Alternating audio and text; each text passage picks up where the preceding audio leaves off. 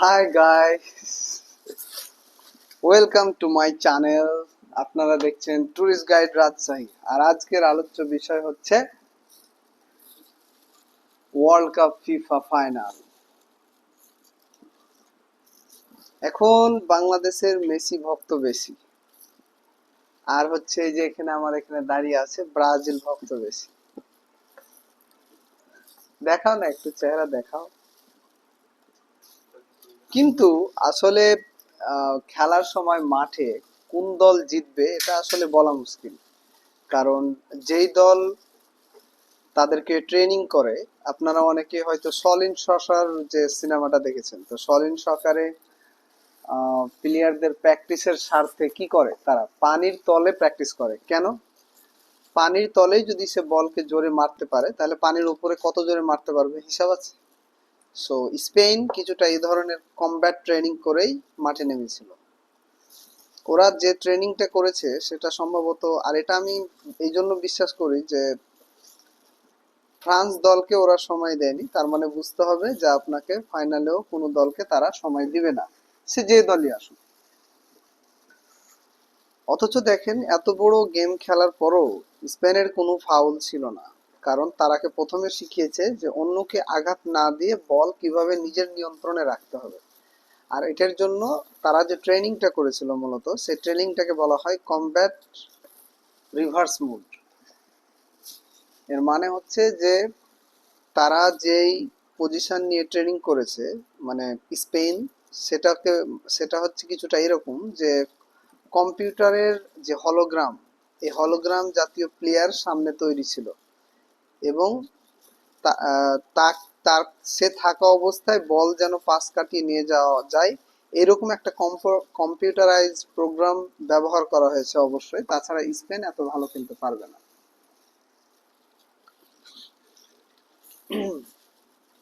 So এই জন্যই Spain জিতেছে, এবং মেসিদের কাছে মেসিরা অতটা বলকে ধরে রাখতে পারেনি। এর কারণ হচ্ছে যে তাদের ওই কমব্যাট স্কিল ছিল না। তারা মেসিদের দল বা আর্জেন্টাইন দল যেভাবে খেলছিল সেটাকে বলা হয় ট্র্যাডিশনাল বা ম্যানুয়াল। বাট বর্তমান যুগে আপনাকে শিখরে পৌঁছাতে গেলে কমব্যাট বা ট্যাকটিক্যাল বিষয়গুলো জেনেই উপরে যেতে হবে, যে কাজটা স্পেন করেছে। আর গোল্ডেন বুট এই জন্য পায়নি কারণ এমবাপ্পের সাথে 100% ইংল্যান্ডের চুক্তি হয় না, তো কখনোই কোনো ওয়ার্ল্ড কাপের কোনো ম্যাচে 6টা গোল বর্তমান টাইমে পসিবল না ফ্রান্সকে দেওয়া। এটা হ্যারি কেনের সাথে এমবাপ্পের চুক্তি হতে পারে যে এই থার্ড পজিশন তোমাদের আমি জিতাবো, কিন্তু এমবাপ্পেকে 2টা গোল দিতে হবে। যার কারণে এমবাপ্পে 2টা গোল দিয়ে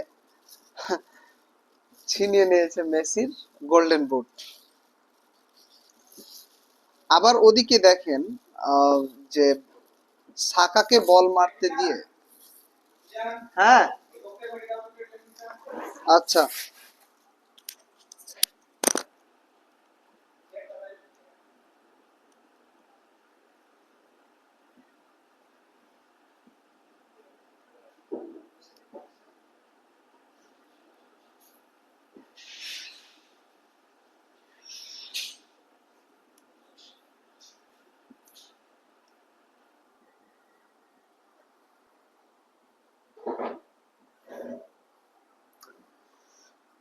sorry sorry for the disturbance.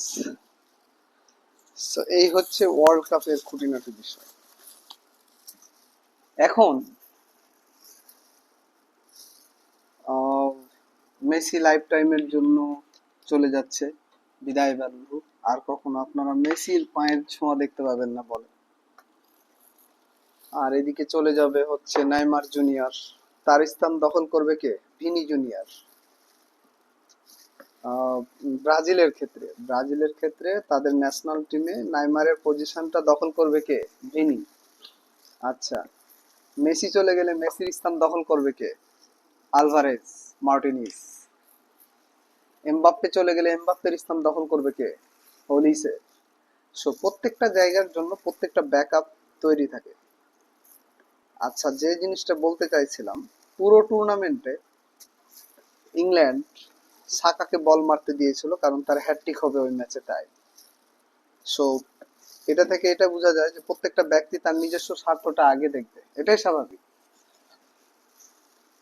যখন দিদিয়ম দেশম দেখতে পারলো যে হ্যাঁ সে জিততে পারলো না, তখন সে কি করলো, যে না আমার একটা প্লেয়ারকে আমি জিতাই। অ্যাকচুয়ালি মঞ্চ থেকে ট্রফিটা নেওয়াটা হচ্ছে বড় বিষয়, যে ট্রফিটা এমবাপ্পেকে দেওয়া দেওয়া হয়েছে।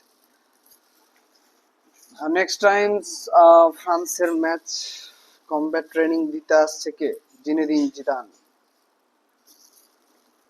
মানে দিদিয়ম দেশর একবারই চলে যাবে, আর খেলবে না বা আসবে না। সো আমরা বলতে পারি যে next time France world cup নেওয়ার খুব একটা চান্স আছে।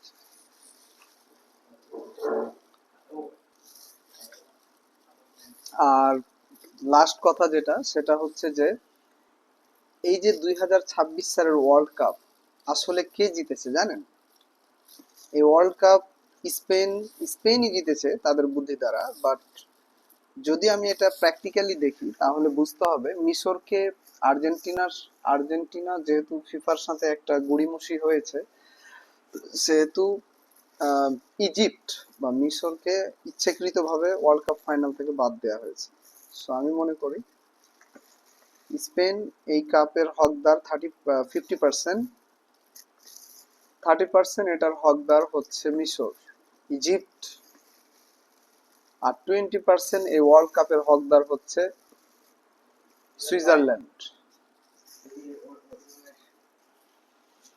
সুইজারল্যান্ড এই জন্য হকদার কারণ সুইজারল্যান্ডের প্লেয়ার যখন আর্জেন্টাইন প্লেয়ারকে আঘাত করে তখন ফাউল হয়, বাট সুইজারল্যান্ডের প্লেয়ারকে যখন আর্জেন্টিনার প্লেয়ার আঘাত করে তখন কোনো ফাউল হয়নি। ঠিক আছে, বাই বাই।